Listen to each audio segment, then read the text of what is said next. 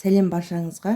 Бүгін сіздерге француз круассандарын дайындап рецептісімен бөлісемін. Және осындай үлкен, әдемі, дәмді болып шығады. Міндетті түрде жасап көріңіздер. Бұл сәтті рецепт. Алғаш жасағаннан керемет болып шығады. Бізге қажетті заттар: жылы сүт, құрғақ ашытқы, жылы су, сұйық май, тұз бен қант, 2 жұмыртқа қажет. Ең алдымен ыдысқа жылы сүтімізді құямыз. Оның үстіне жылы су құямыз. Ашытқыны саламыз. Және де қант пен тұзымызды салып, жақсылап араластырамыз. Барлық заттардың мөлшерін төменде описанияға қалдырам. Енді ашытқымыз 15 минуттай тұруы керек. Бетіне көбігі шығып, ашытқы көтеріледі. Бетін пищевой пленкамен жабамыз. Жылы жерге қойып қойсаңыздар, тез көтеріледі. Бұл жерде мен жұмыртқаның сарысын бөлек қойып қойдым. Өйткені круассанды пешке саларда бетіне жағу үшін. Мына жерде бір жұмыртқа мен ақуыз бар. Мінекей біздің ашытқымыз керемет болып көтерілді. Араластырып, үстіне жұмыртқамызды саламыз.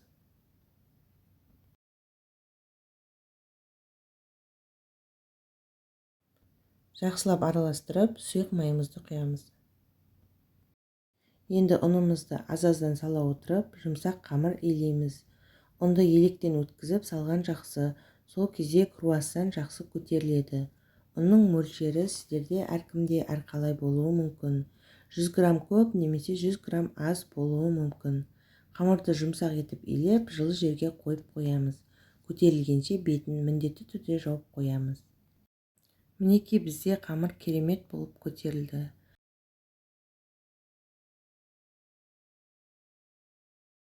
Ең алдымен қамырымызды бірнеше бөлікке бөлеміз. Яғни осы қамыр 10-12 бөлікке бөлінеді.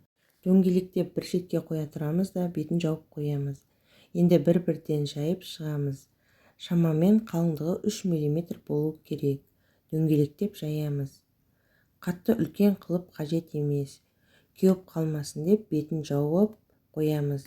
Міне бізде осындай 10 күлше шықты.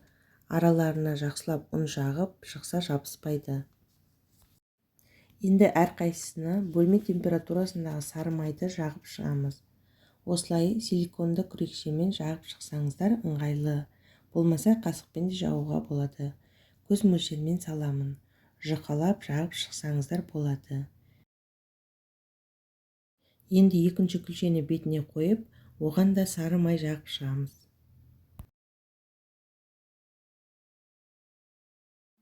Мінекей біз барлық күлшелерді жайып, орталарына май жағып шықтық. Мынау соңғы күлше.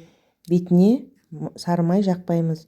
Осылай үстінен басыңқырап, жұқалау қылып оқтаумен жайып шығамыз. Сары май міндетті түрде бөлме температурасында болуы қажет. Оны ертуге болмайды. Егер ертсеңіздер, жайған кезде сары май шығып кетуі мүмкін. Міне осылай жайып шықтық. Енді мұны круассанға арнап 3 бұрыштап кесеміз. Видеода көрсетілгендей кессеңіздер әдемі болып шығады. Міне менде бірнеше бөлікке бөлінді. Енді әрқайсысының ортасын осылай кесіп шығамыз. Өйткені ораған кезде круассанымыз үлкен болып шығу үшін. Біз ортасына шоколад салдық. Еш нәрсе салмасаңыздар да біздің круассанымыз тәтті болып шығады. Енді осыны видеода көрсетілгендей етіп ораймыз. Мінекей осындай болып шығуы қажет. Бетіне жұмыртқаның сарысын жағып шығамыз. Арасын алшақ орналастырамыз. Өйткені піскен кезде үлкейеді. Қызып тұрған пеште 180-200 градуста 30-35 минут пісіріп аламыз. Міне біздің круассандарымыз дайын.